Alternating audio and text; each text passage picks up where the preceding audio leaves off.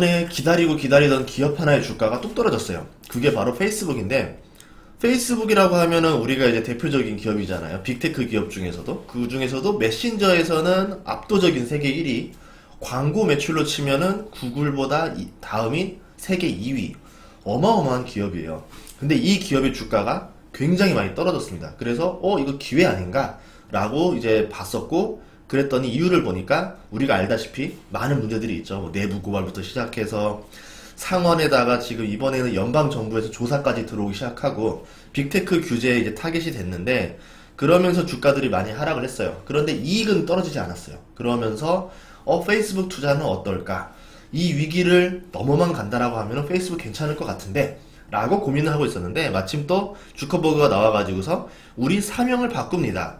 페이스북에서 메타로 바꿀게요. 요런 발표를 했습니다. 그러면서 페이스북 투자는 어떨까? 요런 고민을 했어요. 그래서 제가 장점과 단점을 이야기해 보도록 하겠습니다. 아마 저는 굉장히 노렸던 기업이라서 진짜 고민이 많이 되거든요. 그래서 제가 이제 공부했던 자료들이 있으니까 이거를 같이 보시면서 여러분들도 그냥 하나의 아이디어로 참고하셨으면 좋을 것 같아요. 그러면 시작해 보도록 할게요. 우선은 사명을 변경했어요. 12월 1일날 티커가 바뀝니다. 페이스북 FB에서 메타로 바뀌면서 MVRS로 바뀌어요. 이 메타 상표권을 이제 400억에 구입하고 나서 이제 바꿨는데, 그 시간이 굉장히 짧았다라고 그러더라고요. 그렇다는 얘기는 이게 오래됐던 생각이 아니라 좀 급조된 생각이 아닌가, 요런 의혹도 있어요. 그래서 지금 메타를 하고 싶었는데 상표권을 사와야 됐고 사와서 갈았다. 그렇다는 얘기는 그 아이디어가 나온 지 얼마 되지 않았다, 이렇게 볼 수 있다라는 거거든요. 이 상표의 기호는 무한대를 상징합니다. 이 무한대라는 거는 메타버스라는 것 자체가 굉장히 무한대의 영역으로 뻗어날 수 있는 거기 때문에 메타버스다 라고 발표를 했는데, 개인적으로 이 무한대 꼴은 이제 식상해요. 좀 많이 썼어요. 그래서 그래도 굴지의 세계적인 기업인데 조금 더 멋있는 마크가 없었을까? 약간 급조된 티가 난다 라는 생각이 좀 나긴 합니다. 우선은 이 메타라는 지주회사처럼 두고, 물론 같은 회사입니다. 이 사업부를 어떻게 나누냐면 소셜미디어랑 리얼리티 랩으로 나눈다는 거예요. 소셜미디어는 뭐 알다시피 페이스북, 인스타그램, 왓츠앱을 두는 거고요. 리얼리티 랩은 메타버스 계열, 뭐 이제 디지털 금융, 뭐 이런 것까지 AR, VR까지 다 넣어서 이쪽으로 논다, 이렇게 보는 거고, 이제 앞으로 발표는 소셜미디어 사업부에서 얼마, 리얼리티 랩에서 얼마, 이런 식으로 매출 보고가 따로따로 나올 것이다. 메타버스로 넘어가는 이유는요, 이겁니다. 주커버그가 말했던 걸 인용을 하자면 데스크톱에서 웹 전화로 이동을 했고, 텍스트에서 사진, 그리고 영상으로 이동을 했다. 그리고 그 다음에 무언가는 메타버스가 될 것이다, 이렇게 말을 한 거죠. 실제로 제가 예전에 과제 냈을 때도 보면은 텍스트였다가 그 뒤에는 PPT, 그 다음에 요새 영상으로 찍어서 발표를 하거든요. 이런 거를 보면은 아마도 메타버스 시대가 열리지 않을까, 충분히 그렇게 생각을 합니다. 근데 이제 시간이 좀 걸릴 수도 있겠죠. 그러니까 먼 미래를 보고 시작하는 게 아닌가 싶은데, 예전에 테슬라가 나왔을 때, 뭐 전기차 한다 했을 때만 해도 그게 10몇 년 전이었죠. 그때만 해도 진짜 시대에 저런 괴짜가 다 있나 이랬었단 말이에요. 근데 10년 정도 지나고 나니까 현실이 돼버렸잖아요. 그렇기 때문에 메타버스라는 게 뭐 당장 빠른 시일 안에 바뀔지는 모르겠어요. 근데 10년 정도 지나고 보면은 이 세상이 올 수도 있겠다, 충분히 가능하겠구나, 이런 생각이 또 듭니다. 이 가상현실에서 경제활동을 벌이고 사회활동, 문화활동을 벌인다는 게 메타버스예요. 과거에는 그냥 가상현실 안에서 끝났죠. 근데 이제 여기서 돈이 돈다라는 거는 앞으로 기업들이 충분히 뛰어들 만한 명분이 세워졌다, 이렇게 볼 수 있습니다. 그래서 여기에 대한 경제 규모가 굉장히 커질 거라 봐요. 2025년에만 해도 한 340조 정도 수준이 되는 거고, 이제 2030년, 9년 정도 지나면 여기에 경제 규모가 1750조 정도가 된다라고 하니까 충분히 여기에 뛰어들어서 먹거리가 있다라는 거죠. 페이스북 같은 경우는 올해 매출만 해도 130조밖에 안 되는데 10년 뒤에 매출이 15배 이상 커질 판이니까 여기에 충분히 뛰어들만 하다, 이렇게 아이디어를 낸 것 같아요. 그리고 메타버스 선점할 수밖에 없는 이유 중에 하나가 뭐냐면, 지금 기존의 OS 시장, 구글의 안드로이드, 뭐 애플의 앱스토어, 이 기반 위에서 페이스북이 들어가 있어봤자 결국은 세입자라는 거예요. 내가 백날 장사 잘해봤자 결국은 이제 구글과 페이스북이 눈치를 봐야 되는데, 아예 메타버스를 먼저 선점하면은 너희들이 나한테 눈치를 봐야 된다. 그러니까 그동안 건물주한테 치이다가 아예 그냥 내 신도시 땅을 사버리는 거예요. 그러면 이제 거기로 백화점이 들어오면 뭐 하는 거예요? 백화점이 오히려 나한테 세입자가 되는 형태가 될 수 있다는 거죠. 그러니까 그 다음을 장악하기 위한 포석이다, 이렇게 볼 수도 있습니다. 페이스북이 메타버스에 진출하는 이유는 본인이 가장 유리하기 때문에 그래요. 뭐 나머지 경쟁사들, 뭐 애플, 구글, 뭐 아마존, 뭐 나머지 사업들을 봤을 때 아무리 봐도 페이스북이 제일 유리하거든요. 예를 들어서 지금 가장 메타버스에서 압도적으로 유리하다라고 보는 중에 하나가 제페토랑 로블록스인데, 제페토 같은 경우는 게임 기반은 아니죠. 팬덤 기반입니다. 이 팬덤 기반으로 이제 SNS, 네트워크 이런 형태로 가는 건데, 네트워크 하면은 뭐가 있어요? 페이스북, 왓츠앱, 인스타그램. 만약에 그 페이스북이 맘먹고 메타버스에 진출하면은 진짜 위력적일 수도 있겠다, 이렇게 보는 거고, 또 하나의 축은 로블록스예요. 메타버스에서 굉장히 유리한 것 중에 하나가 이제 게임 사업인데, 로블록스가 이제 장악을 하고 있잖아요. 근데 여기에서 게임? 우리는 오큘러스가 있는데? 이러는 거죠. 오큘러스를 2014년에 인수를 했는데, 이 오큘러스에 대해 엄청난 돈을 투자했습니다. 그리고 이제 오큘러스를 통해서 메타버스의 오픈어를 열려고 한단 말이에요. 그러면 이 오큘러스를 통해서 메타버스를 진출하면은 굉장히 유리해질 수 있겠죠. 그래서 결국은 SNS 형태, 게임 형태 둘 다 페이스북이 가장 잘할 수 있는 구조를 가지고 있다, 이렇게 볼 수 있겠죠. 실제로 페이스북이 SNS 시장에서 얼마나 크냐라고 하면은 뭐 이 지도를 보다시피 뭐 어마어마합니다. 거의 뭐 왓츠앱이 다 잡았어요. 유럽은 왓츠앱이 거의 다 잡았고, 아시아 시장을 못 잡았어요. 아시아 시장은 조금 춘추전국시대긴 한데, 어쨌든 나머지 남미라던가 북미라던가 유럽까지 메이저 시장을 잡았기 때문에 어떻게 보면 굉장히 매력적인 모델이 될 수 있다라 보는 거고요. 왓츠앱 같은 경우는 수익 모델이 그럴듯, 그러니까 페이스북이나 인스타그램처럼 압도적인 수익을 내주는 것들은 없어요. 왜 그러냐면 애초에 왓츠앱 자체가 어떠한 수익 모델, 뭐 광고 안 달겠다, 뭐 하겠다, 이게 그 철학이었기 때문에 그거를 좀 존중해 줬었습니다. 근데 그럼에도 불구하고 왓츠앱 판을 키웠잖아요. 그러니까 주커버거는 계속 요구했단 말이에요. 수익 모델 좀 내라 했는데, 아마 이제 슬슬 낼 때가 된 거죠. 그동안은 그냥 이제 냅뒀는데, 이제 왓츠앱 가지고서 다른 형태로 수익 내는 모델을 시작하고 있다 보시면 됩니다. 그러니까 지금 페이스북은 그동안은 어떻게 보면 메이저인 페이스북과 인스타그램으로 수익을 내다가, 이제 왓츠앱마저 수익을 내기 시작하면은 SNS 사업부에서도 계속 성장 속도를 낼 수 있다, 이렇게 보면 되고요. 페이스북 자체의 가입자는 28억 명인데 거의 뭐 전 세계 인구의 3분의 1 가까운 숫자, 3분의 1이 넘는 숫자는 페이스북을 쓰고 있다, 이렇게 볼 수 있습니다. 그리고 SNS 시장 쪽에서 보면은 압도적일 수밖에 없다라는 게, 유튜브보다 더 우위에 있는 게 페이스북이에요. 왓츠앱 자체만으로도 유튜브 선을 정리할 수 있어요. 그리고 이제 뭐 인스타그램만 해도 웬만한 것들 밑으로 정리할 수 있습니다. 뭐 틱톡이나 뭐 이런 것들도 다 밑에 정리가 돼요. 그렇다는 얘기는 페이스북, 왓츠앱, 인스타그램을 다 보유한 이 페이스북, 이제 메타라는 회사는 굉장히 강력한 시장 지배력을 가진 회사다라고 볼 수 있겠죠. 근데 PER이 24배밖에 되지 않는다. 카카오가 지금 PER이 퍼가 64배, 네이버가 퍼가 36배, 일본의 Z홀딩스가 퍼가 지금 48배라는 거잖아요. 그럼 이렇게 더 어떻게 보면 2티어 그룹에 있는 기업들이 더 퍼가 높은 상태인데, 메이저인 1티어인 기업이 퍼가 절반 이하다라는 거는 굉장히 매력적인 거죠. 그렇다고 해서 뭐 페이스북의 성장 속도가 떨어졌냐? 그렇지도 않습니다. 매출이 작년 대비 지금 30% 이상 증가했기 때문에 굉장히 매력적이다, 이렇게 볼 수 있고요. 왓츠앱 자체는 이제 압도적인 점유율을 가져가고 있어요. 아무래도 굉장히 편리합니다. 뭐 수익 모델이 딱히 없고, 뭐 광고라던가 이런 게 지저분한 게 별로 없어요. 현존하는 어플 중에서는 굉장히 매력적인데, 브라질에서 98%, 스페인 뭐 96%, 이탈리아, 그러니까 유럽이라던가 러시아, 뭐 이제 남미 이런 시장에서 굉장히 압도적인 점유율을 보여주고 있다라는 거죠. 미국 내에서가 조금 떨어지긴 해요, 오히려. 그래서 왓츠앱도 굉장히 매력적이다 볼 수 있고요. 이제 변신 단계 어떻게 가져가냐면은 SNS, 뭐 페이스북, 인스타, 왓츠앱으로 넘어간 다음에, 그 다음에 이제 계속 시비가 벌어지고 있는 부분이 디지털 화폐 때문에 그래요. 이제 노비라는 디지털 지갑을 가지고 금융 사업을 시작하고 싶은데, 그 다음에 DM이라는 걸 적용할 거고, 이제 그렇게 되면은 미국 입장에서는 되게 불쾌한 거죠. 너가 달러 패권에 도전을 하는 거야? 라고 해서 기업 하나가 국가에 맞먹는 패권에 도전한다? 옛날에 그런 거 있죠. 한 회사가, 한 기업이라고 해야 될까요? 하나의 어떤 세력이 국가 간을 연결하면서 패권주의를 펼쳤던 때가 하나 있었습니다. 그게 대표적으로 장보고가 있었죠.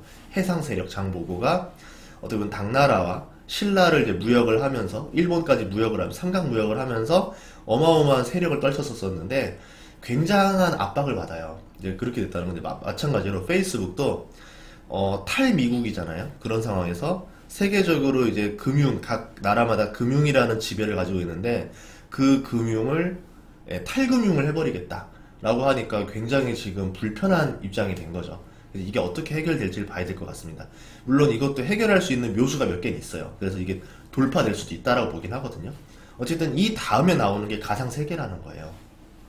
디지털 화폐 시장을 이제 극복하고 나면은 메타버스 시장이 열려버려요. 메타버스를 하는 이유는 다른 게 아닙니다. 기업 입장에서는 돈이 되니까 하는 건데, 메타버스 시장에서 돈을 벌려면 이 디지털 화폐, 가상화폐를 쥐고 있어야 돼요. 페이스북이. 그러니까 페이스북 세상에서 통용할 수 있는 돈이 있어야 되는데, 그걸 하기 위해서는 마찬가지로 아까 말대로 DM이 열려야 됩니다. 그럼 메타버스가 매력적이기만 하면 사람들이 돈을 갖고 들어온다라는 거죠. 그럼 매력적인 걸 어떤 걸 갖고 올 거냐 했을 때, 이제 뭐 AR 글래스, 그리고 이제 오큘러스, 그 다음에 스마트워치, 이래서 게임을 하든 실생활에 적용을 하든 전자상거래를 하든 그리고 화상회의를 하든 간에 페이스북 메타버스 세상 안에서 머무르게 만들겠다. 그리고 그 안에서 돈을 생산하고 소비하게 만들겠다. 그러면 그 과정에서 페이스북은 제국이 될 수 있다. 이렇게 꿈꾸는 것 같습니다. 페이스북 자체가 변신을 통해서 성장한 기업이기 때문에 이번에 메타로 넘어가고 메타버스로 변신하는 이유도 이제 이해할 수가 있어요. 처음에는 페이스북이 2004년에 시작했었죠. 그러다 2012년에 인스타그램을 인수했는데 이게 또 신의 한 수였었고, 2년 뒤에 왓츠앱을 인수했는데 이건 정말 기가 막힌 전략이었던 것 같아요. 당시에 사용자가 4억 명이었는데 이제 20억 명이 됐으니까 어마어마한 판이 됐죠. 그 상태에서 또 약간 무리해서 인수한 것 중에 하나가 오큘러스였는데 이걸 왜 인수했을까 했는데 인수한 이유가 있었던 거죠. 이미 벌써 2014년부터 메타버스로 진출하기 위한 과정들을 하나씩 밟고 있었다.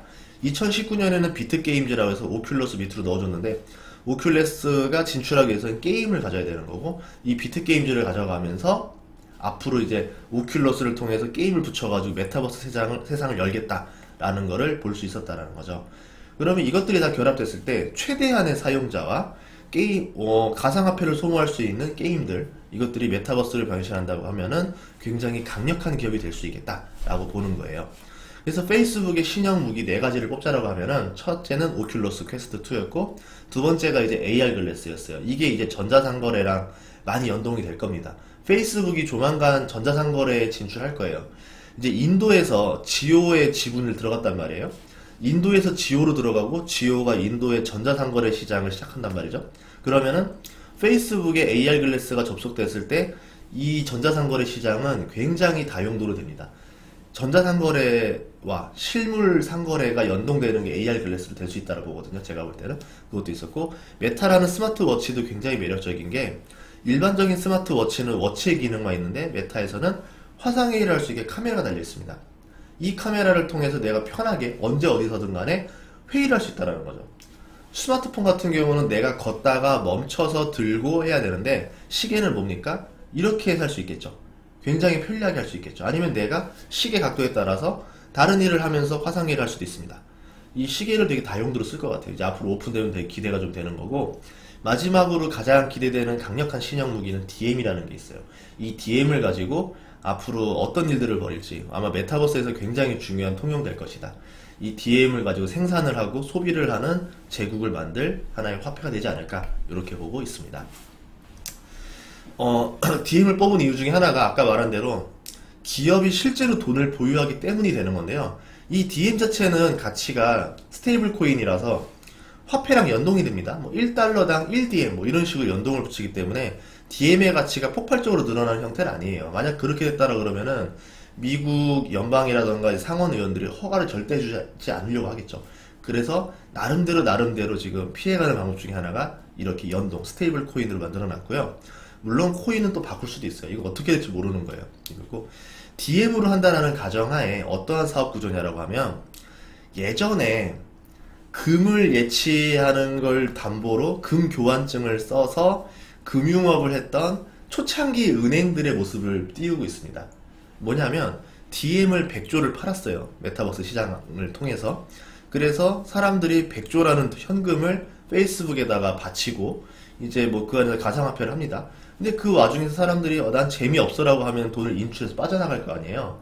예를 들어서 100조를 팔았는데 실제로 1년 동안 보니까 맥시멈으로 잡아도 8조 정도밖에 빠져나가지 않더라. 그럼 뭐가 되냐면 이 92조는 페이스북이 그냥 들고 있어도 되는 돈, 이 돈을 가지고 다른 사람한테 빌려줘도 되는 돈이 됩니다. 그러면 이 92조를 가지고 무슨 짓을 해도 상관이 없는 거예요. 뭐 재투자를 할 수도 있는 것도 되고, 아니면 내가 이 돈을 가지고 그대로 다른 데다 예치를 해도 됩니다. 아니면 사람들한테 돈을 빌려줘도 돼요. 대표적으로 그랩이라던가 뭐 이런 시장들 보면, 우버라던가 이런 시장 보면은 동남아시아에서 하고 있는 게 그런 거죠. 예치하는 사람한테는 굉장히 저리의 이자, 뭐 1% 정도 이자를 주고, 나한테 돈을 빌리는 사람한테는 막 20%에 가까운 이자를 받습니다. 뭐 10몇 % 이상. 어마어마한 예대마진을 볼 수가 있겠죠. 그럼 내가 100조를 가지고, 92조를 가지고 한 6% 정도의 마진만 낸다라고 쳐도 연간 5조의 수익이 쌓이는 거예요. 어마어마한 수익 사업이 될 수 있습니다. 금융업에 사업을 할 수 있다는 거죠. 그럼 기존의 금융업, 우리가 알고 있는 뭐 JP 모건, 모건 스탠리 뭐 이런 카르텔들이 봤을 때 굉장히 찝찝한 거죠. 야, 쟤네 안 돼, 막아. 이러니까 지금 상원 의원들이 계속 걸고 있는 거예요. 계속 걸어서 이걸 못하게 하는 거예요. 그러니까 빅테크에서 이제 가상화폐로 넘어갈 수 있는 기업들, 현실적인 기업들을 봤을 때 가장 지금 선두에 있는 게 페이스북이기 때문에 이 페이스북을 때리는 작업을 굉장히 크게 할 겁니다. 만약에 이게 때리는 게 실패하게 되면은 우리가 이제 일명 말하는 유대인들이 가지고 있는 이 금융 지배력이 떨어진다는 거죠. 그래서 가만두지 않을 수도 있다. 뭐 이렇게 우려하는 입장들도 있어요. 실제로 스타벅스만 해도 예치금이 지금 2조 3천억이 되는데, 이 정도 규모만 해도 미국 안에 있는 웬만한 지방은행은 압도적으로 눌러버리는 수준이 되는 거거든요. 근데 페이스북이 예를 들어서 92조 정도의 현금을 가지고 있다? 이거는 정말 다른 세상이 열린다는 거죠. 자, 그럼 DM을 가지고 어떻게 돈이 돌게 만들 것인가 라고 했을 때, 우선 첫 번째 SNS를 가지고 돈이 돌게 할 겁니다. 자신을 나타내기 위해서 DM을 소비시킬 거고, 사용자를 확보하겠죠. 뭐 DM을 통해서 선물하기라던가 뭐 돈 보내기 이런 식으로 활성화를 시키면은 머문 돈이 생긴다는 거예요. 두 번째는 게임인데요. 오큘러스가 활동을 좀 해줘야 되겠죠. 게임을 즐기기 위해서 DM을 소비하는 거예요. 뭐 나만의 캐릭터를 만든다던가, 아니면 뭐 아이템을 산다라던가. 그리고 이제 뭐 캐릭터 같은 경우도, 아이템 같은 경우도 이제 뭘 할 수 있냐면 NFT를 적용하기가 굉장히 좋아요. NFT가 뭐 실제로 적용되겠냐라고 말을 많이 하는데, 미술 시장이라던가 뭐 교육 시장, 그리고 게임 시장에서는 이 NFT가 적용되기 굉장히 좋은 상황입니다. 그래서 아마 NFT 시장까지 오픈시킬 수 있는 게 게임이다라고 보고 있고, 오피스 같은 경우에서는 메타버스를 활용할 수 있는 연령대를 늘리는 거죠. 만약 이게 된다라고 하면은 10대들만 쓰는 세상이 아니라 20대, 30대, 40대까지 쓸 수 있는 세상으로 열어버리고 나면은 이제 굉장히 다 여러 사람, 사용자를 많이 확보할 수 있다, 이렇게 볼 수 있는 거고, 그 다음이 전자상거래예요. 다 여러 연령층이 골고루 쓰게 하려면은 이제 DM을 가지고 저축하고 있으면 돈이 쌓이면서 이거로 쇼핑을 할 수 있다. 대표적으로 네이버페이 같은 개념이라고 볼 수 있을 것 같아요. 카카오페이라던가. 아마존 연 거래액이 470조 수준이거든요. 그러면은 내가 만약에 DM을 통해서 계속 이렇게 전자상거래에 머물게 한다라고 그러면은 굉장히 많은 돈이 DM인 상태로 머물게 되겠죠. 실제로 달러로 찾는 돈이 떨어지겠죠. 이렇게 되면 금융의 오프너가 될 수 있는 거고, 전자상거래를 시작하는 사람들한테 페이스북이 금융도 지원해주고 대출도 해주고, 이렇게 되면서 금융을 계속 돌리지 않을까, 이렇게 예상을 합니다. 카카오 전략이랑 굉장히 매우 흡사하죠. 그러면 우리가 이렇게 알아볼 수도 있는 거예요. 페이스북만 볼 게 아니라 카카오도 전략이 굉장히 흡사하다. 그러면 카카오도 조만간 가상화폐를 통해서 카카오 제국을 연동시키는 걸 만들 것 같은데, 어떤 게 카카오의 가상화폐가 될 것인가, 그것들을 보는 방법도 좋을 것 같습니다.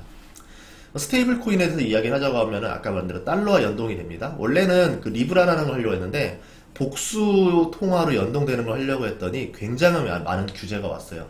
너희가 감히 통화 안정을 유지하겠다? 한 일개 기업이 국가의 역할을 떠맡겠다? 국가에 도전하는 거네? 이렇게 되니까 손발 들었죠. 스위스에서 뉴욕으로 옮긴 다음에 이제 DM으로 해서 스테이블 코인, 달러로만 연동하겠습니다. 이제 낮춰놨죠. 그리고 지갑 노비가 10월 21일 파일럿이 출시됐는데, 결제 금융을 위한 지갑이라는 겁니다. 이렇게 되면 굉장히 편리한 게 이제 페이팔 써보신 분들은 알 거예요. 송금이 자유롭고요. 환전 수수료가 없습니다. 이렇게 되면은 계속 돈이 돌겠죠. 언제든지 내가 환전할 거라던가 송금할 거, 여행 갈 때 쓸 것들 이런 것들을 계속 이 지갑에 남겨두게 되니까 페이스북 입장에서는 100조에서 8조 정도만 인출할 줄 알았더니 알고 보니까 인출하는 게 없는 거예요. 거의 제로. 진짜 맥시멈 잡아봐야 1조밖에 인출 안 해요. 그러면은 페이스북 입장에서는 99조라는 돈을 더 여유 있게 쓸 수 있겠죠.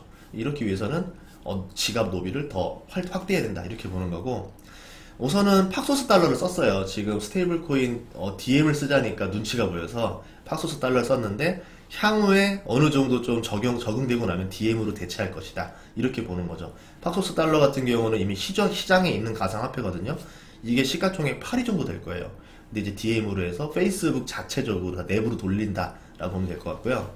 페이스북 입장에서는 이게 통할 거라 생각하는 이유 중에 하나가, 중국이 지금 디지털 화폐를 아마도 2월달, 내년 2월에 동계올림픽을 하면서 발표할 거다를 예상을 하니까, 근데 미국은 지금 이거에 대응할 준비가 안 돼 있는 거예요. 뭐 다른 나라들도 이제서 연구하는 단계인 거고, 이제 그러니까 페이스북이 이제 말하는 거죠. 나 아니면 누가 중국에 대항하겠냐.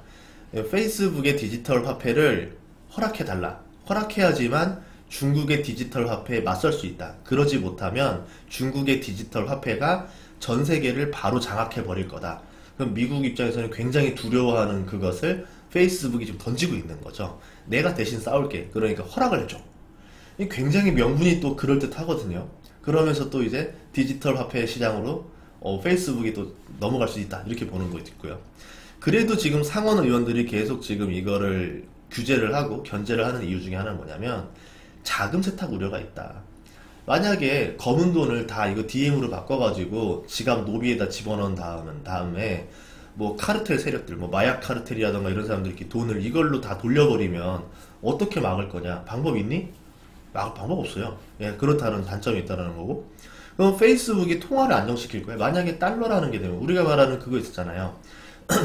더블 카운팅이 된단 말이에요. 예를 들어서 스테이블 코인을 달러와 연동시킨다라는 거는 결국은 언제든지 달러와 바꿀 수 있는 자산이 됐다라는 건데, 뭐 세상에 도는 돈이 뭐 1경이라고 합시다. 그러면 만약에 페이스북에서 1경이라는 스테이블 코인을 만들어내버려요. 그러면 1경 더하기 1경이 되니까 화폐 가치 하락이 될 수도 있다라는 거죠. 너희가 감히 화폐의 통화 안정을 위배되는 일을 할 수 있어? 라면서도 규제를 해버릴 수 있다는 거죠. 이런 점들이 이제 우려가 되니까 지금 이게 어떻게 될지 좀 더 지켜봐야 된다는 거예요. 그래서 상원의 공격이 이뤄지고 있습니다. 연방정부도 지금 페이스북 조사를 착수하고 있고, 뭐 최근에 말했던 내부 고발자 이슈 때문에 페이스북은 도덕적으로 파산했으니까 저커버그 어떻게 할 거냐, 빨리 말해라, 이런 얘기도 있었고, 암호화폐 지갑 당장 중단해라, 이런 압박이 지금 세게 나오고 있습니다. 그 내부 고발 내용을 간단하게 얘기하자면, 인스타그램이 10대 정신건강에 악영향을 끼친다는 사실을 알면서도 이를 묵인하고 사업을 계속 진행했다, 뭐 이런 얘기들이었는데, 이거는 뭐 논란이 많을 수도 있겠지만 제가 볼 때는 시간이 좀 어느 정도 좀 규제책 개선안들이 나오게 되면은 어느 정도 좀 해결을 볼 수 있지 않을까 이렇게 생각을 해요. 실제로 인스타그램 키즈 어린이용 인스타그램을 내려고 했었는데 그게 이제 좀 뒤로 미뤄졌죠. 뭐 이런 것들도 있었고, 이제 어떠한 조치들을 취하면은 될 거냐, 이제 그런 이야기들로 넘어가지 않을까 봅니다. 상원의 목적은 제가 볼 때는 플랫폼의 면책조항 규제 강화라고 하는데, 결국은 플랫폼을 목줄을 쥐고 있는 걸 놓기 싫은 거예요. 이제 이 목줄을 놓는 순간 정치가 더 이상 플랫폼을 규제할 수 없는 상황까지 가지 않겠는가, 이제 탈세계가 되니까. 그래서 이제 어떻게 해서든 좀 지배력을 가져가려고 하는 것 같기도 하고, 페이스북이 금융 진출을 하게 되면은 기존의 금융 카르텔들이 굉장히 두려워하겠죠. 구금융과 신금융의 싸움이 되잖아요. 그래서 구금융들이 이제 상원들을 압박해서 지금 페이스북의 금융 진출을 억제해달라, 이런 것들이 아닌가 이렇게 보고 있습니다. 그 페북의 변신 선언 타이밍 의도도 마침 되게 좀 구리죠. 타이밍이 굉장히 구리거든요. 연방에서 조사한다고 하니까 딱 이제 이런 발표를 했잖아요. 이미 기존에 가고 있던 것들을 이제 정리해서 발표한 거고, 이제 특출난 거는 사명 변경 하나밖에 없습니다. 나머지는 다 똑같아요. 결국 뭐냐면 정치권의 압박을 벗어나기 위해서 행한 행위가 아니냐, 이렇게 볼 수 있고, 사명 변경하고 비전 제시를 통해서 이제 우리 회사는 기존 SNS 사업은 이제 구사업이 되는 거고 더 중요한 것을 향해 나간다. 앞으로 먹거리가 굉장히 큰 신대륙을 향해 나가는 기업이다. 이렇게 이미지 메이킹을 하는 것 같아요.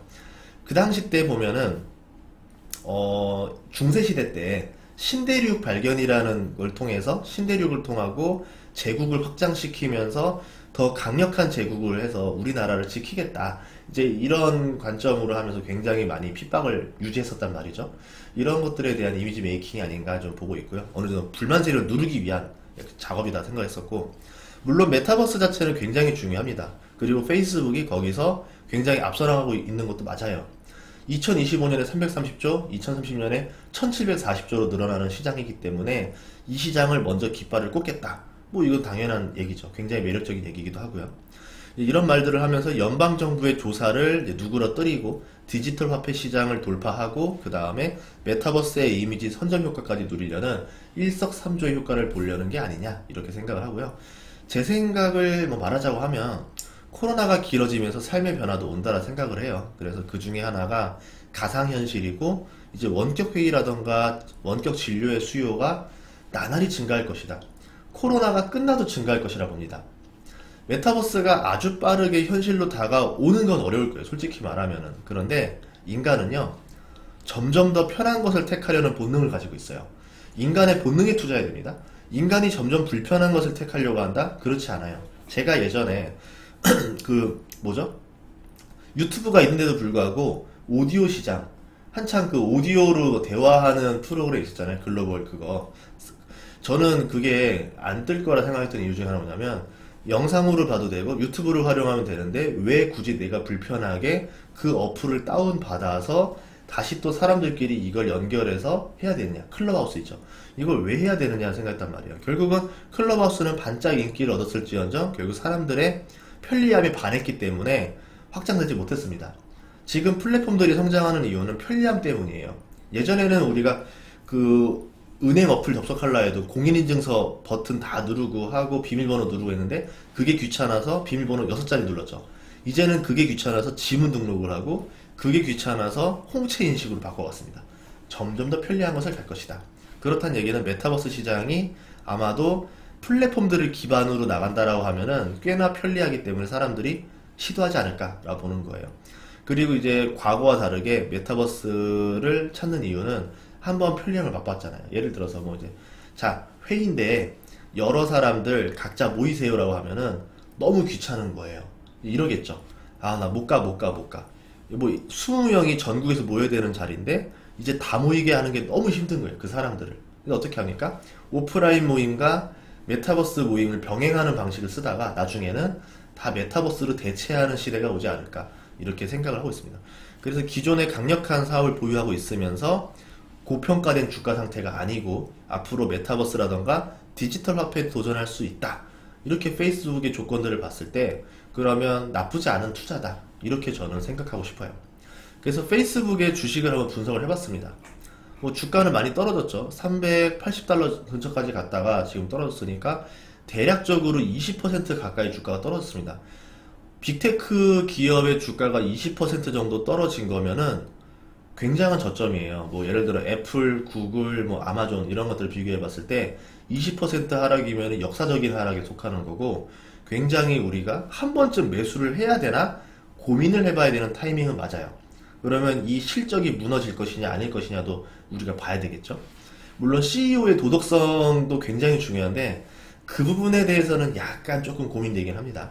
우선 기업적인 면을 볼게요. 시가총액 우리 돈으로 1056조, PER 24배, 아마존이 44배, 구글이 32배, 애플이 29배니까 이렇게 봤을 때 페이스북은 굉장히 저평가된 상태다 라고 볼 수 있고, 이익의 상승 속도를 봤을 때 내년 예상 PER은 20배입니다. 뚝뚝뚝 떨어지고 있죠. 2분기 매출이 34조였고 3분기 매출이 34조. 매출은 안 떨어졌고요. 순이익이 12조에서 10.7조로 떨어졌어요. 그 이유를 봤더니 투자 증가액이 좀 늘었습니다. 그렇게 돼서 떨어지는 순이익은 상관없죠. 그래서 이건 이해할 수 있다라고 보는 거고, 그러면 투자금까지 계산을 해야 되기 때문에 페이스북의 실적을 이익으로 추정하면 안 될 것 같고요. 매출 위주로 추정을 해볼게요. 그렇게 보면은 올해 매출이 133조인데요. 작년에가 101조였고 재작년이 83조, 2018년이 65조였어요. 그러면 3년 대비 매출이 2배씩 떠오릅니다. 3년마다 매출이 2배로 간다라는 거는 2024년 매출을 계산해 보면은 270조가 나온다라는 거예요. 거기에 지금 순이익이 한 3분의 1 정도 되거든요. 매출에 270조 나누기 순이익이니까 순이익이 90조가 될 거라는 거고, 그러면 지금 시가총액은 뭐냐면 PER이 한 12배 정도 된다는 겁니다. 그러면 내가 페이스북을 지금 주식을 사서 3년만 존버를 한다라 치면 PER 12배짜리 주식 빅테크 기업을 보유할 수 있다. 3년 정도는 내가 그냥 시간에 대한 대가라 생각을 하고 그냥 사주고 나면 이제 나중에는 12배짜리 빅테크 기업을 보유하게 된다고 하는 건데, 실제로 12배에 머무를 확률은 없겠죠. 그러면은 뭐 기존의 나머지 빅테크 기업들과 맞춰서 이제 퍼가 형성되고 나면 어느 정도 내 아예 이익 기대를 해볼 수 있지 않겠는가. 그러면 퍼가 12배라는 건 뭐냐면은 지금의 페이스북 추세대로 퍼를 12배를, 24배를 적용받는다라고 하면 저의 기대 수익률은 몇 배입니까? 그러면은 3년 동안 2배 정도, 100%의 수익률을 기대할 수 있는 투자가 되지 않을까. 이렇게 보는 거죠. 지금의 추세가 무너지지 않는다라는 가정하에. 그러면 3년에 2배. 그러면은 6년에 9배. 6년에 9배. 아니죠. 3년에 2배니까 6년에 9배가 되잖아요. 이 정도면 어마어마한 수익을 기대할 수도 있다라는 거죠. 그래서 어느 정도 포트폴리오에 반영을 해볼까라는 지금 고민을 하게 되죠. 단 하나, CEO의 도덕성. 이제 이거 어떻게 해결할 거냐. 요것만 이제 해결되고 나면 그렇게 볼 수 있을 것 같아요. 그래서 이제 여러분들도요, 투자를 하실 때 이런 것들을 골고루 보시면 좋을 것 같아요. 무조건 뭐 나빠, 무조건 안 좋아라가 아니라, 실적이 떨어지지 않았네? 그리고 이제 이런 문제가 왜 이렇게 발생됐을까? 그리고 앞으로 먹거리가 충분할까? 매출과 이익이 늘어날 수 있을까? 기존의 사업은 탄탄한가? 이제 아까 말한 대로 CEO는 능력이 있는가? 그리고 CEO 능력은 있죠. 창업주부터 시작해서 인수도 굉장히 잘했잖아요. 그리고 지금 방향을 보니까 메타버스의 방향을 계속 가고 있었던 거였던 거고, 그것을 이제 본격적으로 드러낸 것 뿐이다 라는 거였던 거고요. 다만 이 도덕적인 문제를 해결할 수 있는 건데, 이거를 관점으로 이제 해결할 수 있다고 상관이 없어요. 실제로 빅테크 기업들 중에서도 도덕성에 문제가 있었던 CEO들도 있었습니다. 그럼에도 불구하고 잘 반성하고 이제 앞으로 절대 그러지 않는다라는 모습들을 보여주고 한다라면은 한번 기대해 볼 수도 있죠. 대표적으로 나이키 같은 경우도 예전에 아동학대 문제에서 자유롭지 못했었다가 이번에 아동학대를 한다라는 이유로 신장 지역에 목화를 쓰지 않았잖아요. 그러면서 피해를 봤음에도 불구하고 본인들이 한번 그때 되었던 철학을 유지하기 위해서 쭉 나갔었고, 실제로 주가가 더 올랐던 사례가 있었기 때문에, 이런 점에서 보면 어떻게 보면은 페이스북이 한 번쯤은 이거를 채찍질이라 생각을 하고 이제 앞으로 더 열심히 나간다라고 하면은 괜찮은 기업이 되지 않을까, 이렇게도 생각을 하고 있습니다. 이렇게 해서 페이스북 한번 봤고요. 이런 관점에서 보면은 플랫폼들이 다 이런 방향으로 나갈 수 있다라는 거. 페이스북과 비견해 볼 수 있을 만한 기업이라고 하면은 이제 카카오랑 네이버가 있는데, 카카오랑 네이버도 결국은 같은 길을 가지 않을까. 그렇게 된다라고 하면은 페이스북이 절대 놓치지 않으려고 했던 게 그 스테이블 코인이었던 DM이었던 것처럼, 역으로 카카오라던가 네이버도 어떠한 이런 스테이블 코인, 자기네만의 자체 코인을 만들어내지 않을까. 그리고 그거를 융통시키지 않을까. 그러면 카카오랑 네이버도 이제 거대한 금융 기업으로 넘어가지 않겠는가. 이렇게 생각해 볼 수 있었습니다. 다음 시간에도 좋은 정보로 찾아뵙도록 하겠습니다.